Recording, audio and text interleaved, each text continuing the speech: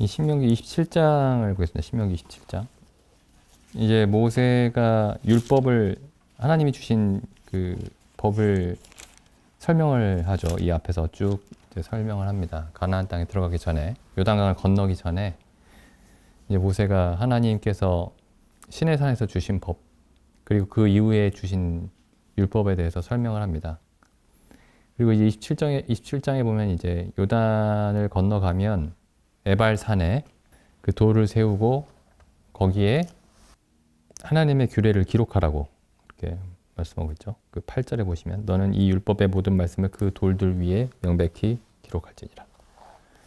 그래서 지금 27장까지 이제 율법을 다 설명을 한 겁니다. 그리고 28장에 보시면 이제 하나님의 말씀을 순종함으로써 받는 복과 그리고 하나님의 말씀을 불순종함으로써 받는 저주에 대해서 28장에 이제 얘기를 하죠. 복에 대해서도 복도 엄청난 내용이고 저주도 엄청난 내용입니다. 둘 다. 그리고 이제 복과 저주에 대해서 얘기를 한 다음에 이렇게 얘기를 하죠. 이제 29장에 보시면은 29장 1절부터 읽어보겠습니다. 호렙에서 이스라엘 자손과 세우신 언약 외에 여호와께서 모세에게 명하사 모압 땅에서 요단강을 눈앞에 두고 있죠. 모압 땅에서 또 그들과 세우신 언약의 말씀이 이러하니라. 모세가 온 이스라엘을 소집하고 그들에게 이르되 여호와께서 애굽 땅에서 너희 목전에 바로와 그 모든 신하와 그 온 땅에 행하신 모든 일을 너희가 보았나니 곧 그 큰 시험과 이적과 큰 기사를 내가 목도하였느니라. 그래서 애굽에서 하나님께서 행하신 그 모든 기적을 이스라엘 백성이 봤죠. 그리고 5절에 보시면 이제 주께서 40년 동안에 너희를 인도하여 광야를 통행케 하셨거니와 너희 몸에 옷이 낡지 아니하였고 너희 발에 신이 헤어지지 아니하였으며 너희로 떡도 먹지 못하며 포도주나 독주를 마시지 못하게 하셨음은 주는 너희 하나님 여호와이신 줄을 알게 하려 하심이니라. 그래서 지금 여기 모세 앞에서 이제 모세를 통해서 하나님의 말씀을 듣고 있는 사람들이 이제 애굽에서 하나님이 행하신 기적도 보았고 40년 동안에 하나님이 친히 먹이시고 마시우시고 보호하시고 인도하시던 그 일들도 경험을 했고 7절에 보시면 이제 헤스본 왕과 시온과 바산 왕 이 전쟁에서도 이제 승리하는 것을 이제 경험을 했습니다. 그래서 이 얘기를 듣고 있는 사람들이 굉장히 많이 있죠, 지금. 성인 남자의 수만 20만 명, 60만 명 정도 되죠. 29장 10절 보시면 오늘날 너희 두령과 너희 지파와 너희 장로들과 너희 유사와 이스라엘 모든 남자와 너희 유아들과 너희 아내와 및 내 진중에 있는 나그네와 무릇 너를 위하여 나무를 패는 자로부터 물 깃는 자까지 종들이죠. 다 너희 여호와 앞에 선 것은 그러니까 지금 이스라엘의 성인 남자들만 서 있는 게 아니고 여자들과 아이들과 나그네와 종들과 다 지금 모든 사람들이 하나님의 말씀을 듣고 있습니다. 12절 너희 하나님 여호와의 언약에 참여하며 또 너희 하나님 여호와께서 오늘날 내게 향하여 하시는 맹세에 참여하여 여호와께서 이왕에 내게 말씀하신 대로 내 열조 아브라함과 이삭과 야곱에게 맹세하신 대로 오늘날 너를 세워 자기 백성을 삼으시고 자기는 친히 내 하나님이 되시려 함이니라. 이제 이 요단강을 건너가면은 하나님께서 아브라함과 이삭과 야곱에게 약속하신 그 땅을 차지할 것이라고 이제 잔뜩 기대를 하고 있습니다. 근데 우리는 이제 알고 있죠.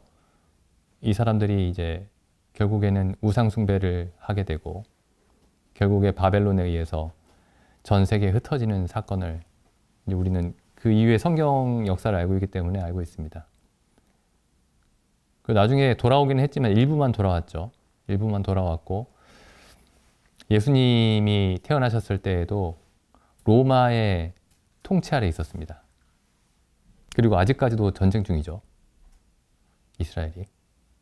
그래서 이제 이 얘기를 하면서 그 모세가 물론 하나님이 이렇게 이제 전하라고 말씀하셨기 때문에 이렇게 말을 당연히 한 것이겠지만은 이제 모세는 이 이스라엘 백성이 순종치 아니함으로 인해서 일어날 그 받게 될 하나님의 진노에 대해서 알고 있었던 것 같습니다. 여기 보시면은 계속 읽어보겠습니다. 14절.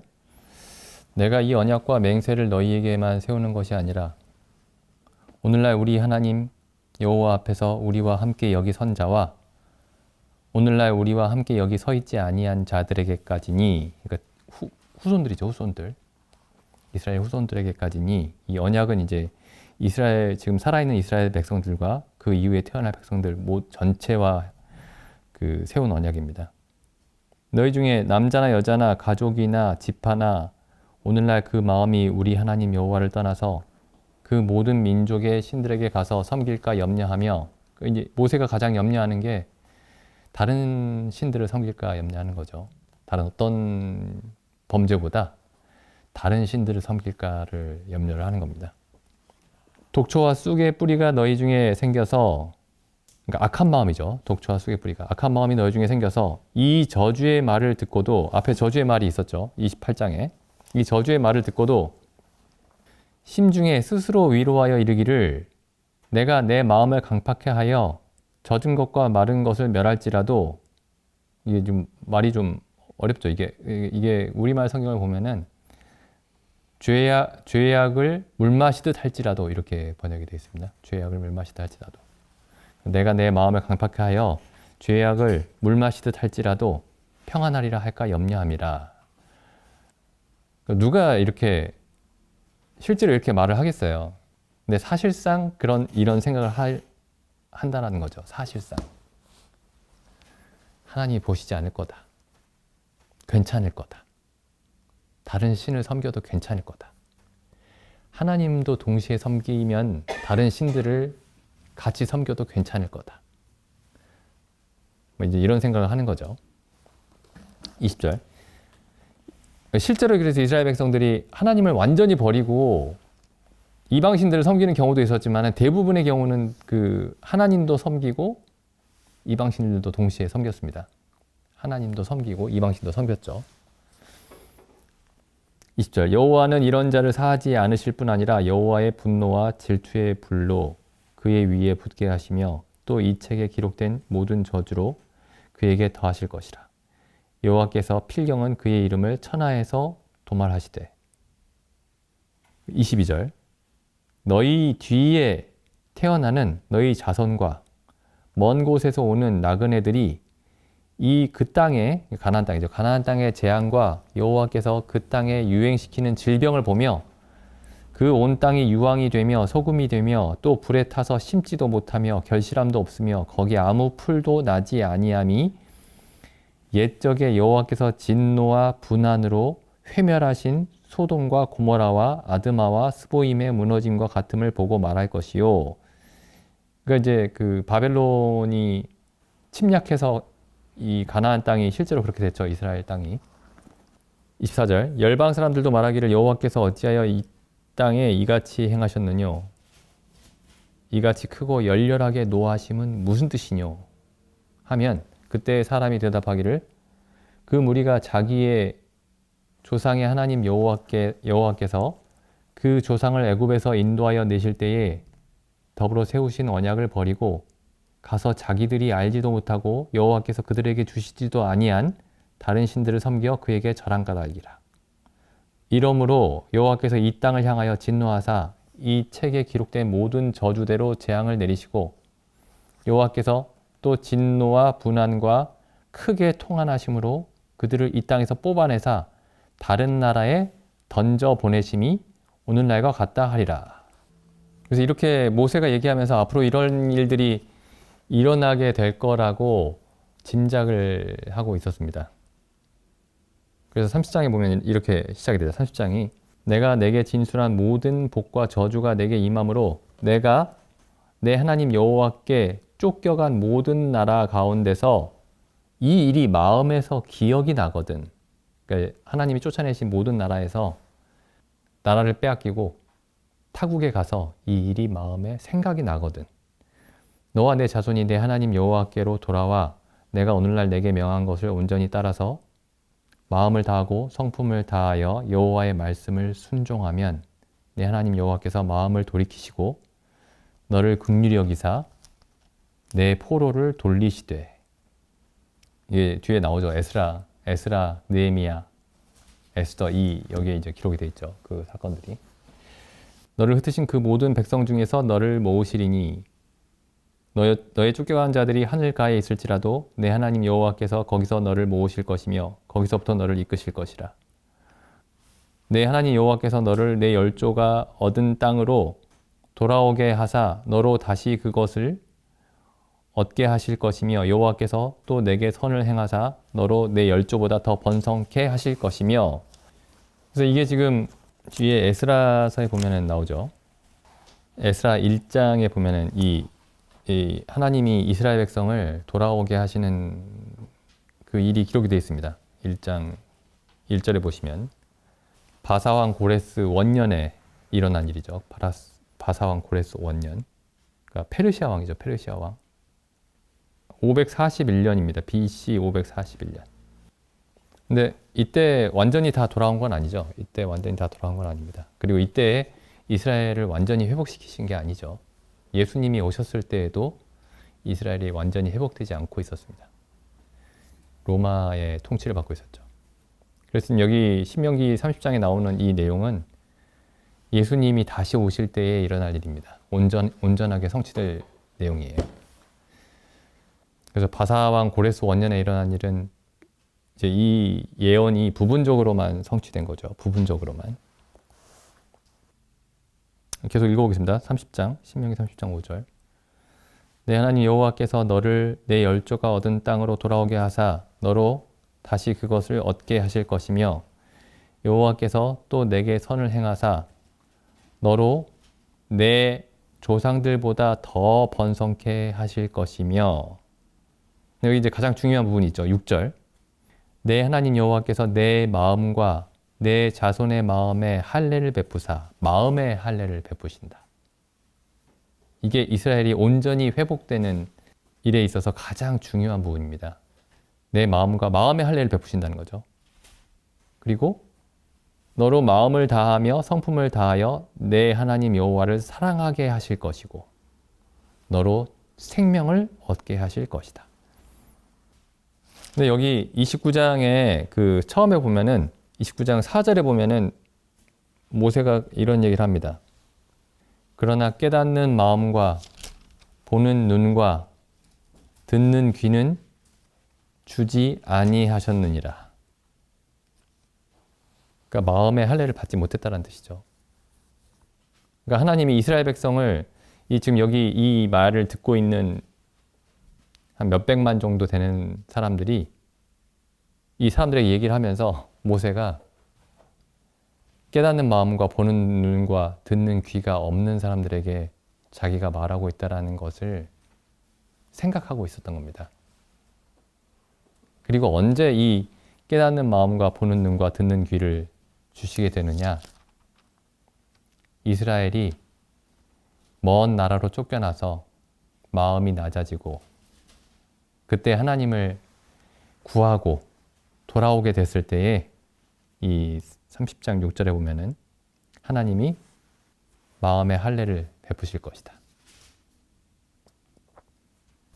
이 마음의 할례라는 얘기를 사도 바울이 결국에 나중에 얘기를 하죠. 사도 바울이 로마서에서 마음의 할례 얘기를 하죠. 로마서에 가보시면 로마서 2장 28절. 대저 표면적 유대인이 유대인이 아니요 표면적 육신의 할례가 아니라 오직 내면적인 유대인이 유대인이며 할례는 마음에 할지니 영적인 것이요 문자적인 것이 아니다. 지금 사도 바울이 하나님이 모세에게 주신 그 할례의 언약 있죠. 그 할례 언약이 그건 할례가 아니다. 이렇게 얘기하는 게 아닙니다. 여기 보면은 이게 표면적 육신의 할례가 아니다. 만약에 이 말을 그대로 있는 그대로 우리가 받아들이면은 하나님이 모세에게 주신 그 할례가 아니란 뜻이 되죠.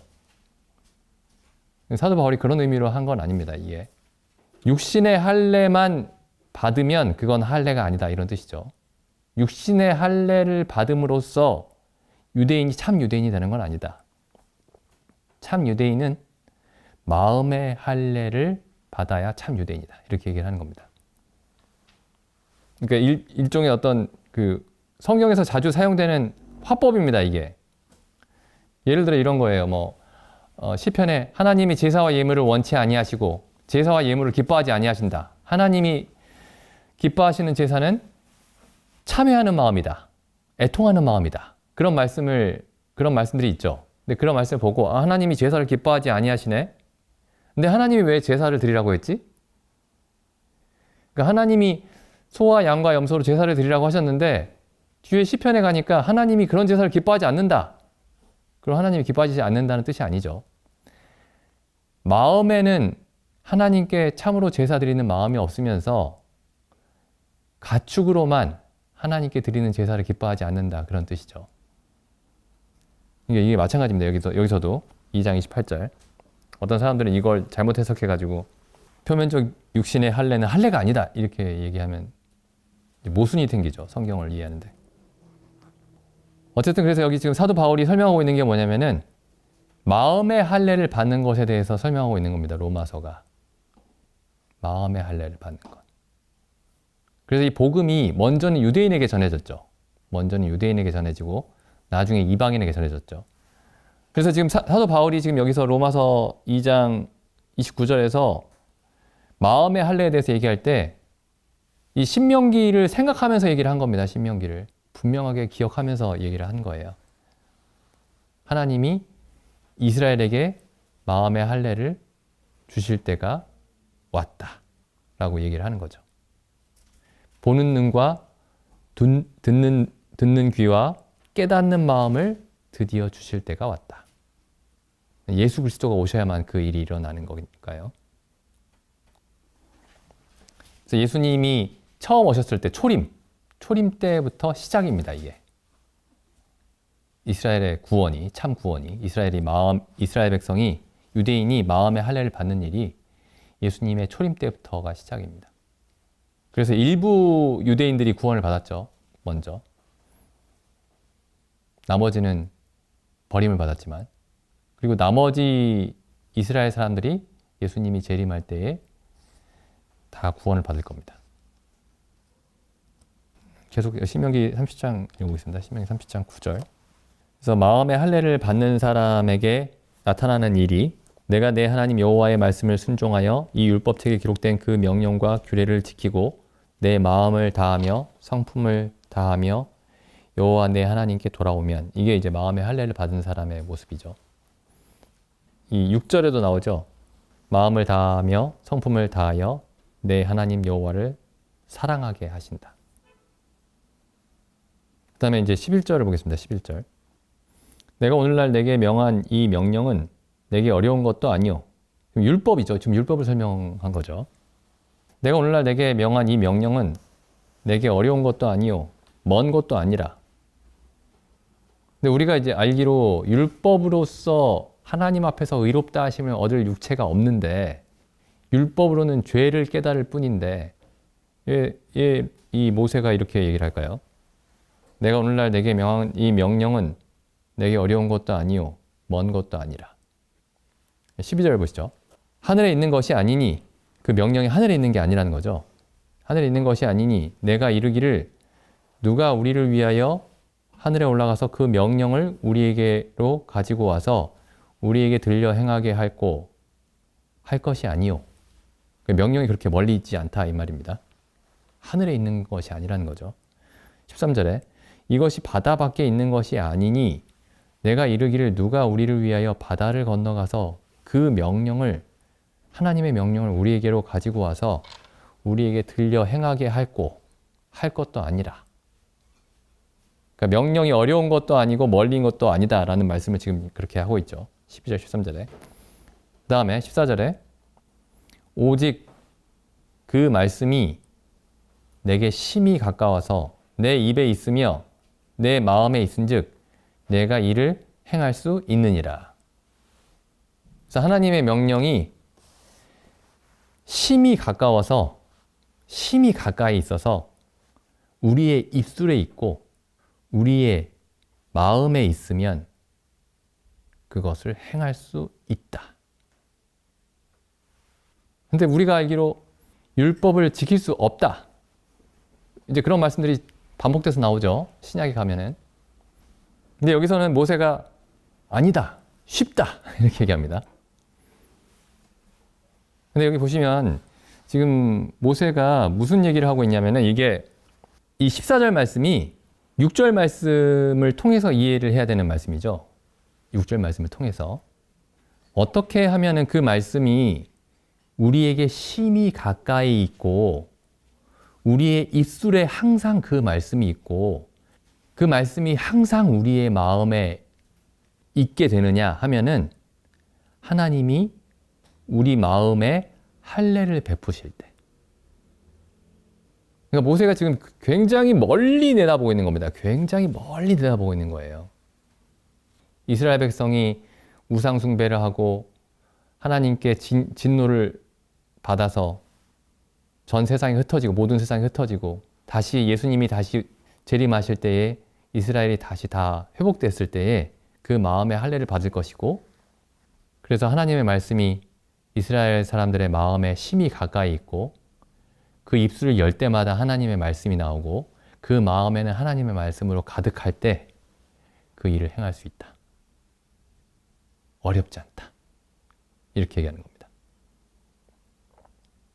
그래서 이 11절부터 14절까지 말씀이 지금 이스라엘의 그 회복에 대한 말씀 다음에 있는 말씀이죠.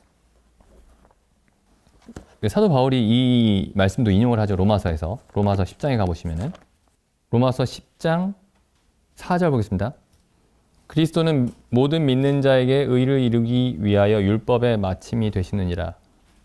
모세가 기록하되 율법으로 말미암는 의를 행하는 사람은 그 의로 살리라 하였거니와 믿음으로 말미암는 의는 이같이 말하되 내 마음에 누가 하늘에 올라가겠느냐 하지 말라 하니 올라가겠느냐 함은 그리스도를 모셔 내리려는 것이요 혹 누가 음부에 내려가겠느냐 하지 말라 하니 내려가겠느냐 함은 그리스도를 죽은 자 가운데서 모셔 올리려는 것이라. 그러면 무엇을 말하느뇨? 말씀이 내게 가까워 내 입에 있으며 내 마음에 있다 하였으니 곧 우리가 전파하는 믿음의 말씀이라. 내가 만일 내 입으로 예수를 주로 시인하며 또 하나님께서 그를 죽은 자 가운데서 살리신 것을 내 마음에 믿으면 구원을 얻으리니 사람이 마음으로 믿어 의에 이르고 입으로 시인하여 구원에 이르느니라. 지금 이 방금 읽은 10장 6절에서 10절까지 말씀이 지금 사도 바울이 아까 신명기 30장 11절에서 14절까지 말씀을 설명하고 있는 겁니다. 그럼 여기 말씀이 심히 가까워 내 입에 있고 내 마음에 있다라는 게 무슨 의미인지, 구체적으로 무슨 의미인지 이 사도 바울의 설명을 통해서만 알 수가 있죠. 한번 로마서 10장을 다시 한번 가보시죠. 그래서 지금 사실은 이게 신명기에서 모세가 얘기를 하고 있었지만 지금 모세가 하고 있는 얘기는 믿음으로 말미암는 의에 대해서 얘기를 하고 있었던 겁니다. 율법이 아니라. 율법으로 의롭다함을 얻게 될 이스라엘 백성에 대해서 얘기하고 있는 게 아니고 은혜로 회복될 이스라엘 백성에게 일어날 일에 대해서 말씀을 하고 있었으니까요. 유대인이나 헬라인이나 이스라엘이나 이방인이나 전부 다 믿음으로 의롭다함을 얻게 되죠. 결국에. 여기 10장 6절 보시죠. 로마서 10장 6절. 믿음으로 말미암는 의인은 이같이 말하되 내 마음에 누가 하늘에 올라가겠느냐. 그러니까 하늘에 올라가겠느냐 하지 말라. 여기 신명기에서는 이렇게 얘기하고 있죠. 말씀을 하늘까지 올라가서 가져올 그렇게 멀리 있는 말씀이 아니다. 사도 바울은 여기서 뭐라고 얘기하죠? 그 말씀이 그렇게 멀리 있지 않다. 왜 그렇게 멀리 있지 않다고 얘기하냐면은 그리스도께서 내려오셨죠. 하나님이 사람이 되어 오셨죠. 말씀이 이 땅에 사람이 되어 오셨습니다. 그래서 멀리 있지 않은 거예요. 우리와 똑같은 모든 면에 있어서 똑같은 사람이 되신 겁니다. 그래서 하나님의 말씀은 저 멀리 하늘에 있는 게 아닙니다. 본래 저 높이 하늘에 계시죠. 원래 말씀이. 근데 그 말씀이 내려오셔서 우리와 똑같이 사람이 되셨습니다. 그래서 믿음으로 말미암는 의는 누가 하늘에 올라가겠느냐. 말하지 않는데, 그렇게 말하지 않는 이유가 그리스도가 이미 사람이 되어 오셨기 때문이죠. 또 반대로 누가 음부에 내려가겠느냐. 신명기에서는 바다 끝이라고 되어 있는데 이 바다와 음부가 구약에서 보면 이렇게 비슷한 의미로 쓰일 때가 많습니다. 누가 음부에 내려가겠느냐 하지 말라 하니, 내려가겠느냐 함은 그리스도께서 죽은 자 가운데서 살아나셨죠. 이미. 그래서 이 말씀이 신명기 말씀이랑 같이 보시면은 이 말씀이 가까이 있어야 그 말씀을 행할 수 있습니다. 심히 가까워, 그 말씀이 심히 가까워서 우리 입술에 있고 우리 마음에 있어야지 하나님의 말씀을 행할 수 있는데, 그 말씀이 어떻게 해서 심히 가까워지느냐에 대한 그 질문에 대한 답을 사도 바울이 주고 있는 겁니다. 하나님이 사람이 되어 오셨을 뿐만 아니라 사람이 되어 오셔서 우리가 죄와 사망 가운데 있었는데 예수님이 죽으시고 다시 살아나심으로써 죄와 사망에서 우리를 건져내셨다.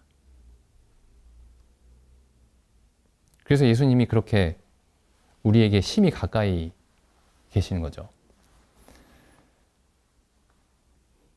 지금 여기 이 로마서 지금 여기 6절, 7절 말씀을 사도 바울이 이 얘기를 할 때에 이 앞에서 설명했던 이 로마서 앞부분에서 설명했던 내용들을 염두에 두고 있는 겁니다. 그리스도께서 하나님이신데 사람이 되어 오셔서 우리를 위해 죽으시고 우리와 함께 죽으시고 우리와 함께 살아나신 일에 대해서 얘기를 하고 있는 겁니다. 여기 8절, 그러면 무엇을 말하느냐? 말씀이 내게 가까워 내 입에 있으며 내 마음에 있다 하였으니, 이 말씀이 무슨 말씀이냐 하면은 여기 8절에 보시면은 믿음의 말씀이라고 되어 있어요. 믿음의 말씀. 그러니까 무엇을 믿는 믿음이냐면 예수 그리스도의 죽으심과 부활하심을 믿는 믿음입니다. 그리고 단순히 예수 그리스도가 죽으시고 부활하셨다는 사실을 믿는 게 아니고 그 안에서 우리를 발견하는 믿음입니다. 그리스도의 죽으심과 부활하심 안에서, 혹은 그리스도께서 하나님이신데 사람이 되신 그 모습 안에서 우리를 보고 죽음을 이기시고 일어나신 그리스도의 모습에서 우리를 보는 겁니다. 그러니까 그리스도 안에서 사도 바울의 표현을 빌자면, 빌립보서의 사도 바울의 표현을 빌자면은 그 안에서 발견되는 겁니다, 우리가. 그래서 9절 보시면, 그래서 이제 내가 만일 내 입으로 예수를 주로 시인하며 또 하나님께서 그를 죽은 자 가운데 살리신 것을 내 마음에 믿으면 구원을 얻으리니, 사람들이 이 9절 말씀만 보고 나는 예수님을 주님이라고 얘기하고 하나님이 예수님을 살리신 걸 믿는데 그럼 나는 구원을 얻은 거네, 이렇게 생각합니다. 하나님이 예수님을 죽은 자 가운데 살리신 것을 나는 믿는다.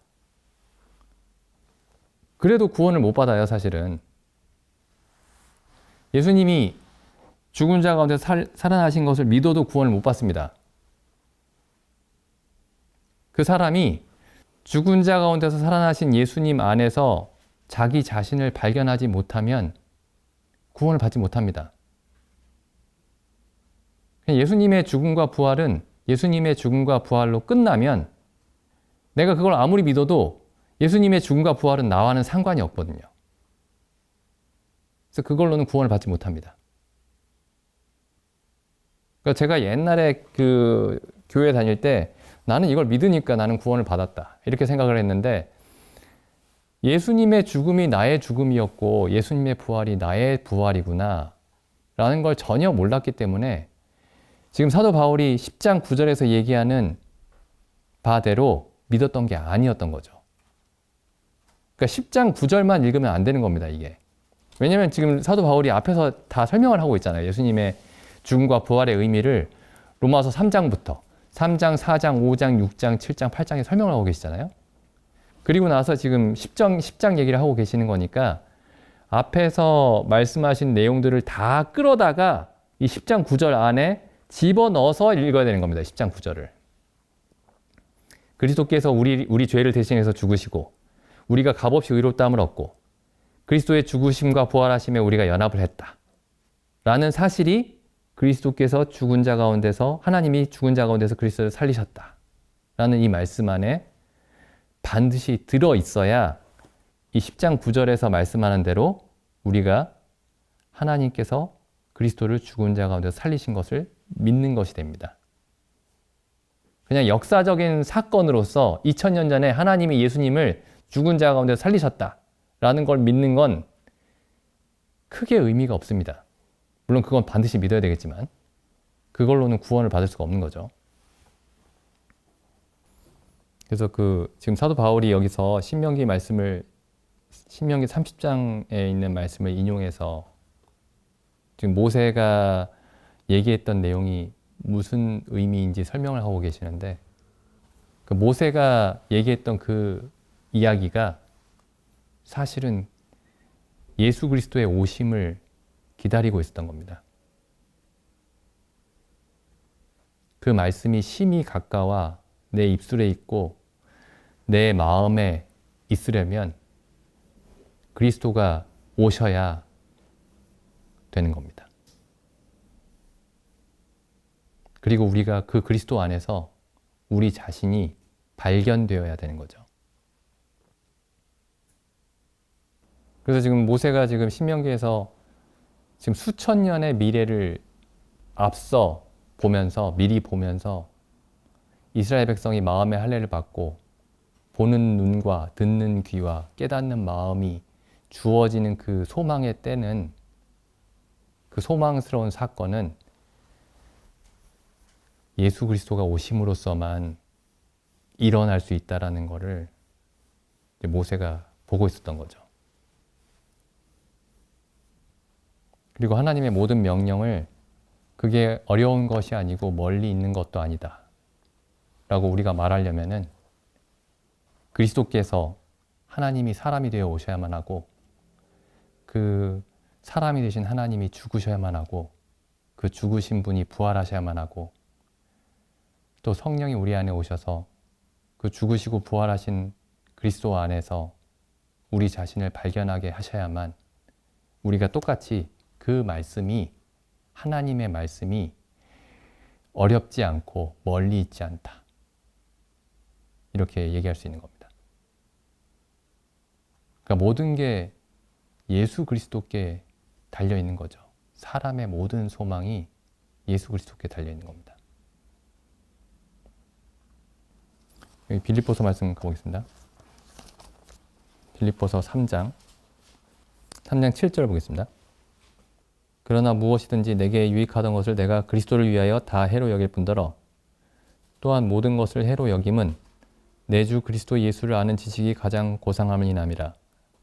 내가 그를 위하여 모든 것을 잃어버리고 배설물로 여김은 그리스도를 얻고 그 안에서 발견되려 함이니. 사도 바울도 마찬가지고 우리도 마찬가지입니다. 그리스도 안에서 발견돼야 됩니다. 이 말이 그러니까 하나님이 우리를 그리스도의 모습으로 지어 가시겠다라는 겁니다. 그래서 하나님이 이스라엘 백성뿐만 아니라 지금 이 이스라엘 유대인뿐만 아니라 이방인에게도 이방인 중에서 택하신 사람들에게도 하나님의 계획은 하나밖에 없습니다. 다 하나님의 아들 그리스도 안에서 발견되게 하는 겁니다. 그리스도를 보고 저기서 내 모습을 발견했다. 이렇게 말하게 하려고 하는 겁니다. 십자가에서 저주를 받은 예수님의 모습을 보고 저기서 내 옛사람의 모습을 발견했다. 그리고 십자가에서 죽기까지 하나님께 복종한 모습을 보고 거기서 내 모습을 발견했다. 저게 참 복된 삶이구나. 그렇게 고백하게 하려고 하신 겁니다. 여기 3장 9절과 같은 말씀이 여기 있죠. 그 로마서 8장 29절. 잘 아시는 말씀입니다.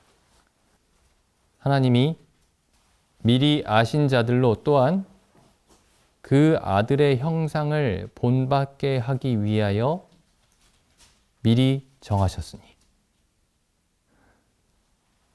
이 말씀을 잘 보시면은 그 바로 위에도 나오죠. 바로 28절에서부터 읽어보면은 우리가 알거니와 하나님을 사랑하는 자, 곧 그 뜻대로 부르심을 입은 자들에게는 모든 일이 합력하여 선을 이루느니라. 그리고 바로 이어지는 말씀이 29절이죠. 하나님이 미리 아신 자들로 또한 그 아들의 형상을 본받게 하기 위하여 미리 정하셨으니. 그럼 이 28절과 29절 말씀을 같이 읽어보시면은 하나님이 사용하시는 모든 일이 한 가지 목적밖에 없습니다. 우리로 하나님의 아들의 형상을 본받게 하는 거죠. 혹은 우리로 그리스도 안에서 자기 자신을 발견하게 하는 겁니다.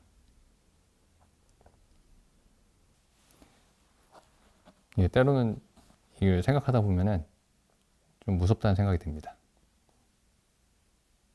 하나님의 목적은 이것 하나밖에 없으니까요. 하나님이 우리 삶 속에서 행하시는 모든 일들이 가장 작은 것에서 가장 큰 것까지 모든 일들이 이 한 가지 목표를 이루기 위해서 하나님이 모든 일들을 행하고 계신다라는 게, 그래서 그 말씀이 심히 가까워, 그리스도의 마음이 심히 우리에게 가까워서 우리의 입술을 열면 그리스도의 말씀이 나오고 우리의 마음이 그리스도의 마음으로 가득하고 그렇게 만드시겠다는 겁니다. 저는 생각해 보면은 성도님도 그러시겠지만은 다른 것들을 구해요. 아주 잘못된 건 아닌데, 아주 잘못된 걸 구하는 건 아닌데 뭔가 좀 벗어나 있는 걸 구합니다. 근데 성경을 읽으면 읽을수록 하나님이 원하시는 것은 단 한 가지입니다. 아주 좁은 어떤 구멍 안으로 다 밀어 넣으시는 것 같아요. 그리스도의 형상을 이렇게 아주 좁은 문이라고 하면은 하나님이 택하신 모든 사람들을 그 틀 안으로 다 밀어 넣으십니다.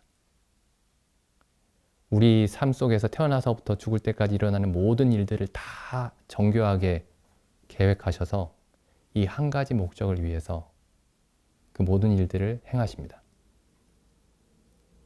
그래서 결국에 이스라엘 백성이 회복됐을 때에 다 그 마음에 그리스도의 마음을 갖게 될 것이고, 우리 안에서 행하신 일도, 우리 안에서 시작하신 착한 일도, 그래서 그리스도 예수의 날에 이루실 그 일도 동일한 일입니다.